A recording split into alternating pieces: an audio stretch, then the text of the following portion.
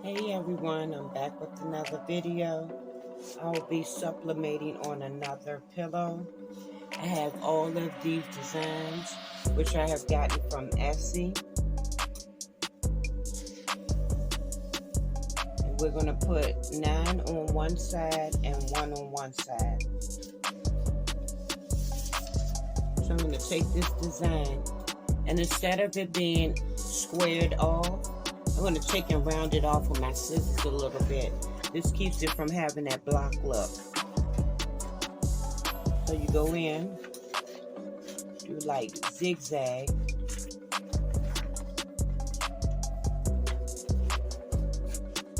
I have my heat press already set at 380, and I have it set for 40 seconds.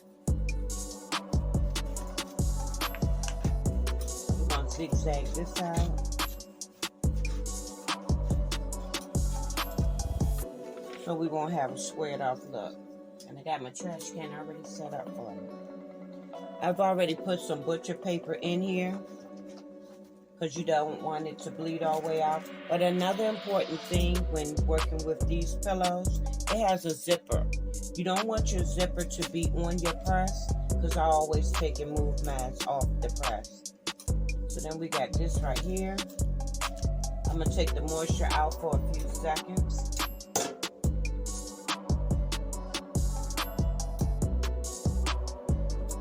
Okay.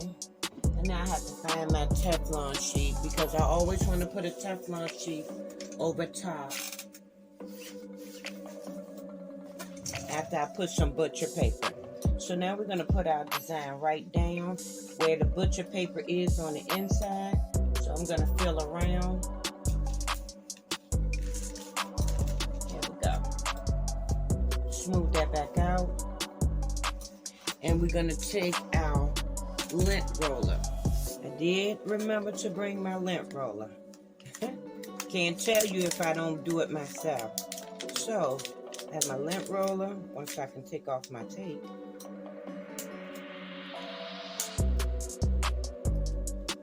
Always take and put a piece of plastic because you don't want all of that extra lint that it might pick up from sitting around.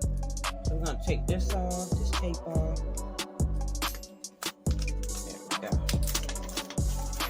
There we go. I'm going to put that to the side. Now, let's take the lint roll off, anything that might be on here.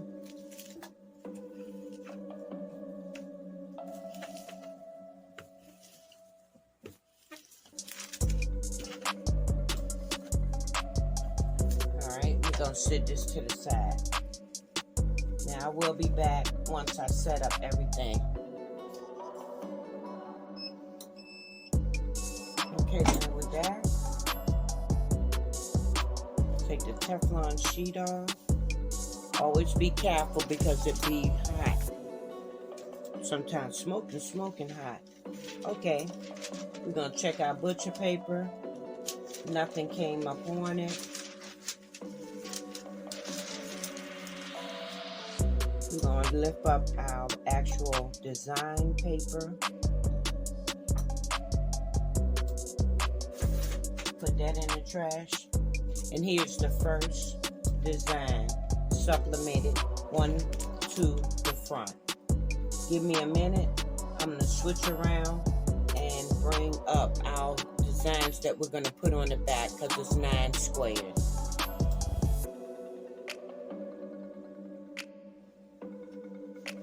Okay, now we're ready. Here's my image. I have my butcher paper on the inside. I normally tape it down, but since this is going right here in the middle and I can see where it's actually at, I'm gonna not do that. I'm gonna put my butcher paper down. I'm gonna get another piece so that way we'll make sure that we're totally covered. Because remember, you always want to protect your plate. And you never want to get this sublimation ink on it. So I'm going to cover that like that. I'm going to get my Teflon sheet. We're gonna put this right over top. I normally do this to make sure that I keep everything in place. And we're gonna put it down. It's gonna go for 40 seconds and I'll be back. Okay, so we're back. I'll take the Teflon sheet off. Always be careful because it be hot. Sometimes smoking hot. Okay, we're gonna check our butcher paper. Nothing came up on it. We're gonna lift up our actual design paper. Put that in the trash. And here's the first design, sublimated one to the front. Give me a minute. I'm gonna switch around and bring up our designs that we're gonna put on the back because it's 9 squares.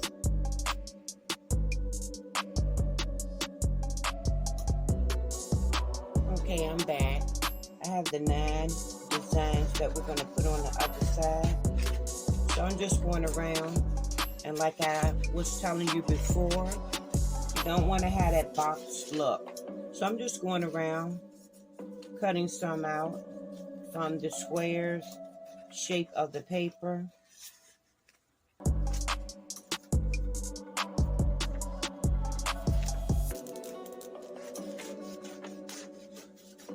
Just doing like a little zigzag, not too much, but you want to be careful you don't cut into your design.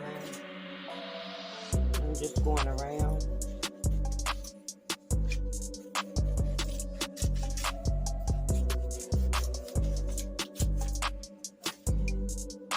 Cut that off because we don't want that point to be like that. Okay. And we're going to cut out 2 more. And I'll be back once I set this up. Okay, we back. Take the Teflon off. We're gonna take this off, and I can see that there's ink from the initial pillar, so I'm not gonna use that one again. Now we're gonna take and peel this off, and it came out pretty. No ghosting. No ghosting this time. Very good. Now I'm going to take and move this over.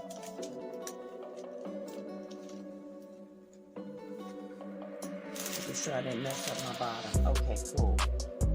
I'm going to take and move this over. I'm going to move it about right there.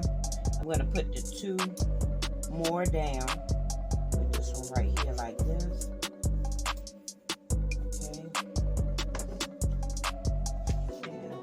This one right here. So I'm going to flip this tape up. I'm going to put this one right about here like this. Take that down. And I'm going to find another one. I'm going to put that one down. Okay, let me cut this one around the edges a little bit more. Sure, my words are confusing. Okay.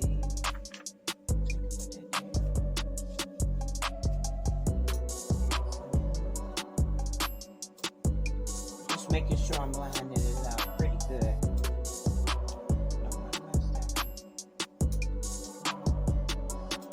Okay, I'm going to use some more tape. And I'm going to tape across this way. Use another piece, and I'm going to tape across this way. Alright, we're going to get some more butcher paper, because you still have to protect from the ones that's already been sublimated on. We're going to take some more paper, put that down, make sure everything's smoothed down.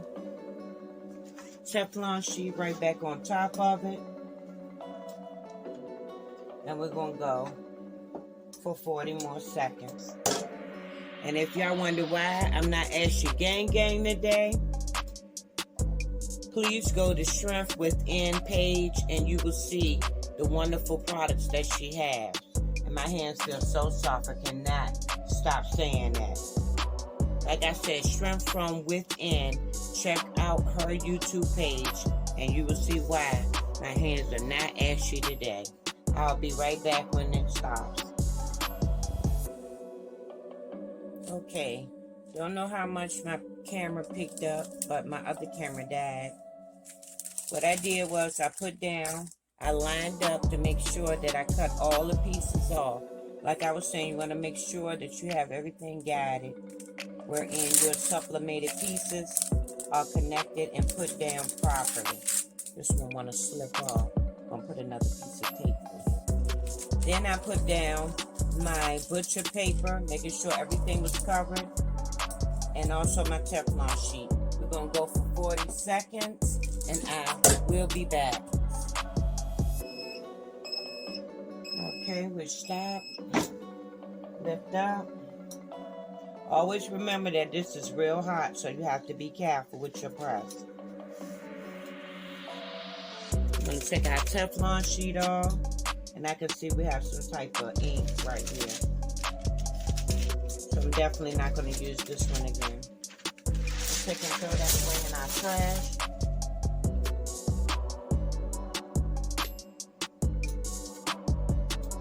We're going to reveal. And it came out good, real good. It was better that I did it this way.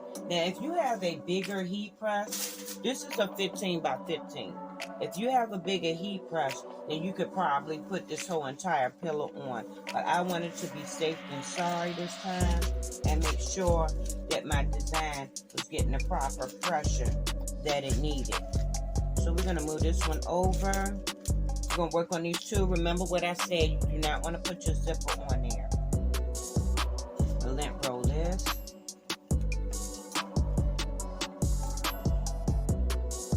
Okay. Make sure I have my paper in here. My paper is moved over. Okay. Alright, now we're going to put two more images on. Let's see. Let's go for this one. I'm going to make sure I line this one up pretty good. Put that right there.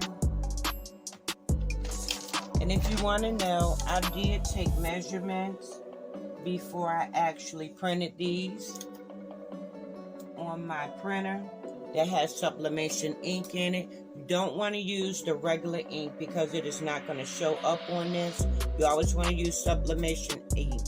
I use Hiippoo, and I use the paper is Htv Ront, which I will put at the beginning or the end of this video to show you. But I use Hiippoo ink and Sublimation paper by Htv Ront. Okay, we're going to take this down real good.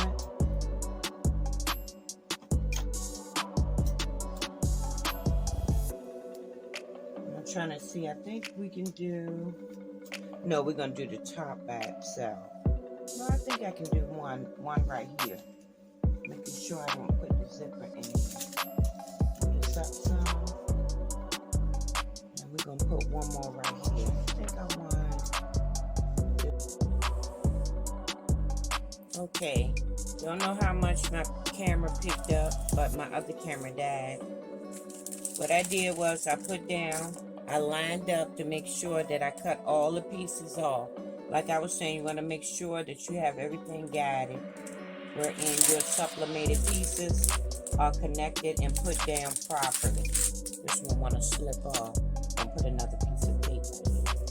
Then I put down my butcher paper, making sure everything was covered, and also my Teflon sheet. We're going to go for 40 seconds, and I will be back. Okay, I'm back. I'm going to take our Teflon sheet off. I'm going to take our two pieces of butcher paper that I put down. I always like to check and see what's going on with them. There's ink on there. We're going to throw that away. We're going to go in. We're going to pull off our images to see how they came out. Everything has been centered correctly. Everything came out wonderful. Now we have one more square to go. So I'm going to take and move all of this, shift all of this over this way. Make sure that my 2 pieces of butcher paper are still in place. Make sure my zipper is off from the heat press. Move this down just a tap. Make sure I don't burn myself. And we're going to put our last square on. This one has like a box look to it still at the bottom. I'm just going to go around it a little bit. You never want to make sure it has that box look. So you always want to cut around your edges. Or even you could tear them off. I prefer to cut them off. And I'm just going to go in. Like I said before, you always want to make sure you have some type of guide, some type of center. So I take and I go in like this. Making sure the top is right where it needs to be at. Move it over. I'm going to tape it down and I'll be right back. Okay, I'm back. I'm taking off my Teflon sheet. Move that over there. Take off my 2 pieces of butcher paper that I did cover in the machine. Throw that away. I'm going to take off our last picture.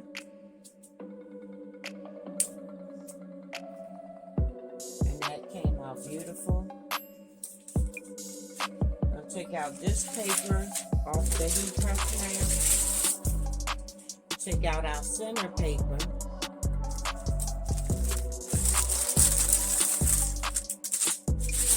Of course, we're going to turn our heat press off because we don't need that anymore. Close that down. Show you how pretty these colors came out. It came out very pretty. Sometimes you have to take your time and make sure that you do it 1 or 2 spots, especially when you have a small heat press, a medium-sized heat press, or even a big heat press. Sometimes you just have to go through those procedures. Now I'm going to come back and stuff this pillow, and then we'll be done with our project. Now we're ready to stuff our pillow. From my previous pillow that I did with the Santa Claus, I showed you that I used a polyfill, which came from Walmart.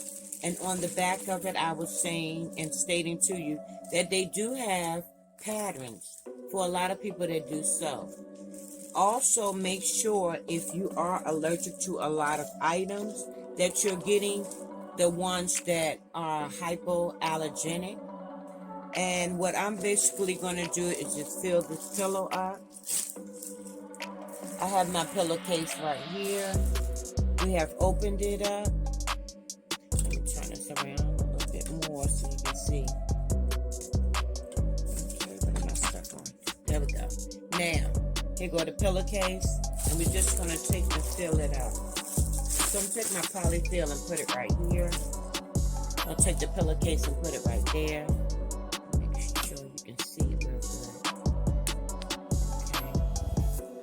Now, you want to take your stuffing, pull some out at a time, and just pull it apart. Pull it apart, stuff it.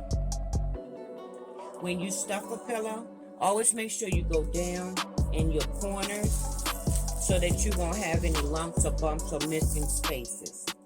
We're going to go down some more, stuffing all the way to the bottom, all the way in the corner. And I just take and pull it apart some, even with it in the pillow, just pull it apart. And we're going to stuff some more. Want this nice and filled. And I think we're going to use all of this in this bag. Yeah. Okay. So we're going to take and pull it apart. And we're going to give it a good stuffing. And as you're putting in, you want to take and pull it apart. Put it in, pull it apart. Just pull it apart. This gives you a nice, good feel. And you won't have any lumps or bumps. And it'll be nice and soft. Okay, we're going to take our zipper. We're going to take and zip it up.